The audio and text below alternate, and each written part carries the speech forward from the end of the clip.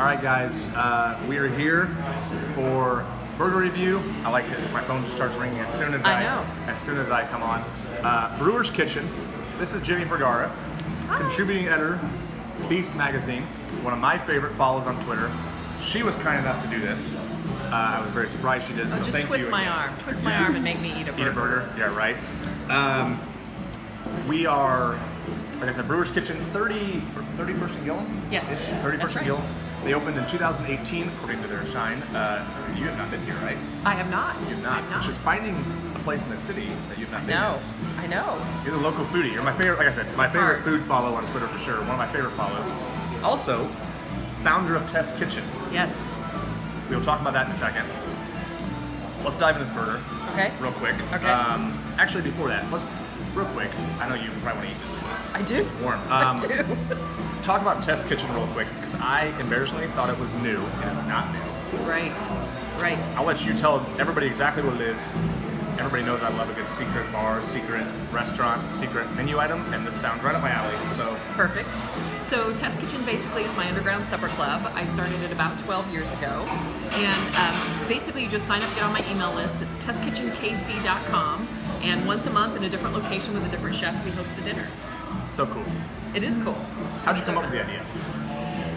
So I had been a food blogger for many years and made friends with a lot of the chefs in town. And it was a conversation I had with Colby Geraltz actually after an event. And he had said, we were basically talking about, how's business, what's going on? And he said, oh my gosh, I've got a fish dish that's a sous vide fish dish that I can't sell. I can't sell it on my menu. Okay. And he basically was talking about how it was right at the start of sous vide. Nobody had seen sous vide fish yet. So they were sending it back because it didn't have grill marks. They didn't think it was cooked properly. Okay. And he was like, if they just taste it, it's buttery, it's delicious, it's tender. But nobody would even. Nobody would eat it. And I said, you know what? Let me come in and write about it for the blog. And he said, tell you what, you find 20 people and I'll host a dinner and I'll serve that fish dish. And that was literally the seed of where Test Kitchen started. And then I pretty much from there, my husband at the time was a web developer, so he built my website, which still has Rock in the original font and logo. So cool. Yeah, I sent it to my buddy, so I'm excited. All right, let's try this thing. All right. Yeah, do you know the rules? No, I don't know the rules. There's not really many rules. It's just one bite. Okay. 1 to 10. You can use decimal points. Okay. We talked about this a little bit off camera. There's been 4 9s or over. So hopefully it's a 9. We'll see. All right. I'll go first because you're more important than I am. I'm gonna cut mine. So you're gonna cut it. Manhandle it. Okay. I've never actually cut one. So that's a good idea. Probably shouldn't. Everybody always gives me a hard time because I don't get the top bun of my mouth fully. I know. Gotta have a little bit of all of it, right? To which I say, if you really have that problem, you should come do a burger review with me and one of these monster burgers and try it. Oh my gosh. So, all right. That looks good.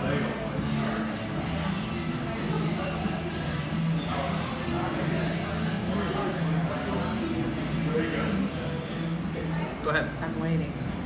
I have another little, and the one bite's very loose.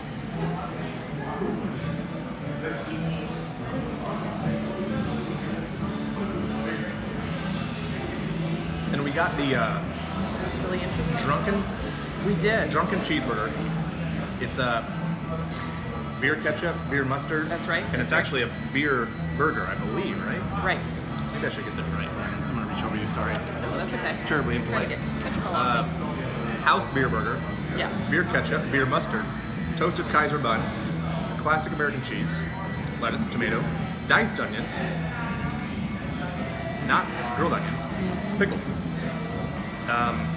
Yeah. It's interesting. It's got a ton of flavor. Yeah. It is super interesting. Let's just talk about the meat for a second, though. Huh? Super juicy. I mean, I can literally squeeze the juice out of mine. It is. I don't know that it's perfectly medium, but there's a little pink in there. Yeah. And I think when Nice thick burger. probably, but I think every chef, maybe I'm wrong here. This could be a wrong comment, but I think when you have, I think they have 3 options, right? Red, pink, or well done. They're probably going to err on the side of caution always. Absolutely. If you say pink and go slightly a little bit more. Yeah. My pregnant wife would love the well done burger. Right Yes. now. So Kate will have to come here. That's right. I think aside from Howard's, Yep. this is the most interesting burger I've had so far Agreed. in all of my reviews. So I'm glad that you can be a part of this. 8.7. Wow. I think it's really good. I think there's just a lot going on, which usually kind of, the pickles, it's sweet, almost like it's sweetness. Yeah. With that ketchup and the pickles, the bun, you know this. Buns can ruin a good burger. That's right. I don't love, if this was a better bun, Yes. I think it'd be over a 9 for me. Yeah. Not to say the bun's bad, it's not bad. It's obviously 8.7 is a great score. It's good. It is having a hard time holding up to all the ingredients, I would tell you. Yeah. Yeah. I think so too. So for me, I'm right at an 8. Like it's a solid 8 for me, and the reason I say that is because I think the diced onions are a mistake. I think they need to be rounds to hold on the burger and stay on the burger. I love a good pickle. They've got, just kind of your classic dills. Yep. And they do have arugula, which is different and interesting. It's not your traditional iceberg lettuce. Yep. I can definitely taste beer, and I taste it more in the meat itself. So I don't know if is that a good thing or bad thing? Well, it's for you. To me, it brings a lot of flavor. I like it actually. So do I. I like it. I like the mustard. I can taste it in the mustard too, where beer sometimes normally is. There's a lot of kind of beer flavored mustards. The ketchup is where I'm kind of like trying to decide. That was why it became an 8 for me, because the ketchup is a really overwhelming. Yep, flavor. I totally agree. And so this ketchup, and I'm gonna give a close up here real quick on a fry. Fries are great. It's thick. I mean, it's a thicker ketchup. It's almost like a salsa. I mean, almost. It doesn't taste like a salsa. It's very sweet. It is very sweet, and I think so. Just being contrarian, I do think if you were to make this burger without the ketchup and change the onions, it would be an amazing burger. Yes. I agree with you on the onions. I totally agree on the ketchup. Yeah. Absolutely. Good. So, contributing editor, Beast Magazine. Yes. How did you get started in this whole food dream job of mine? So I had a marketing career for about 20 years. And then basically, after that, it was one of those things where I just wanted to kind of branch out and do something different. So I took a job at Zio's Italian Kitchen as their marketing director. And basically worked for them for about 5 years. And that was really where food and marketing kind of met for me. And I knew that from then on, I wanted to be in the food business somehow, or write about the food business. So after I left there, I started a food blog. Gave myself a year to figure it out. Basically had to sit down with my husband at the time and say, this is what I want to do. I want to take a year off and just figure out if I can make money doing this and how that would look. So there's a couple things I actually do for money. One of them is obviously Test Kitchen. The other one is writing for Feast Magazine as the contributing editor. And then the third one is I do some consulting work at Johnson County Community College. So that they have a new culinary building that they built out there that is amazing. It's probably about a 6-year-old building at this point. They've got one of the best culinary programs in Kansas City. So I wanted to be where the chefs were. I mean, it's just part of what I do. So I basically set up events and do events for a group called Friends with Taste, which is their donor program up there. Awesome. So these are the folks that give money back to the culinary program. And I just host dinners and classes and events. In fact, we're going Saturday to take a dim sum class with Teresa Ng from Billings. Man. Yeah. So you're involved. Stuff. Yeah. You're involved. Yeah. I have to be. Then I'm on the radio too. You're involved. A little bit of everything. I'll get you out of here on a couple of last questions. I'm curious. Kansas City as a whole, food cities around the country. We talked a little bit off camera about Minneapolis being really good ones. Denver, kind of up and coming. I mean, it's always been good, but where would you, not necessarily rank Kansas City? Is there room to grow? What would you like to see Kansas City do more of in the food world? So I think Kansas City should get more creative about the ethnic restaurants that we have here in terms of knowing what region or part of the country that's, it's one thing to say it's a Middle Eastern restaurant or a Chinese restaurant or a Thai restaurant. It's another thing to learn what province or what part of Thailand or India or anywhere that food comes from. So I'd like to see kind of us get more curious about deciphering the difference between. We have this thing, American Chinese food, kind of American Thai food that we, pad Thai, we all know what pad Thai is.